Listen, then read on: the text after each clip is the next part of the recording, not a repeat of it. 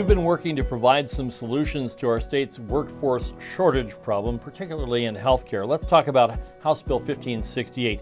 That's a bill that would seek to make it easier for nurses and home health care aides to return to the long-term care profession. Tell us about that. This legislation is to provide some incentives to caregivers to stay in the industry and some incentives to bring caregivers back that may have left caregiving.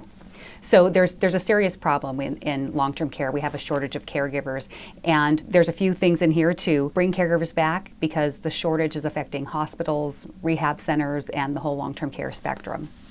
So how does this work? Well, under this bill, the license would extend the time frame that a license is good. So basically make a license for home care aides good for 2 years instead of 1 year, giving them more bang for their buck. Last year, vehicle thefts increased nearly 99% in Washington state. You've introduced legislation to ensure funding is provided to the Auto Theft Task Force that locks up thieves and gets cars back to owners. So talk to us about House Bill 1669. The Auto Theft Task Force works with multiple law enforcement agencies to investigate and prosecute these criminals that are stealing so many vehicles.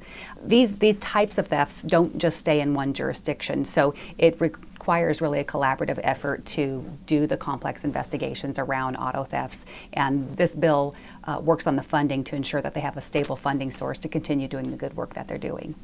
So what kind of stable funding source are you proposing? Well, the task force is funded out of a $10 infraction fee. So when somebody is pulled over and gets a ticket, there's a mandatory $10 fee attached to that. Over the years, that funding has been chipped away, that most of the money was going to the Department of Corrections, and the task force was only getting $2.38 of the $10. I was able to help restore the funding last year, but that was just a one-time fix. So this bill here seeks to take that infraction fee and have the money go into the general fund, and then put $5 million on the biennium into a dedicated account for the task force, so they have a reliable, steady funding source to continue doing the work that they do. You have a couple of bills related to alcohol manufacture and delivery. One of those passed committee, and it also could be brought out on the floor very soon for a vote.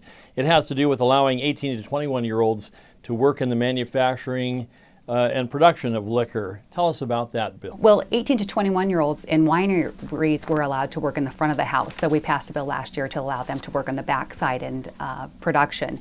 The wineries really appreciate it because they need the workforce as well.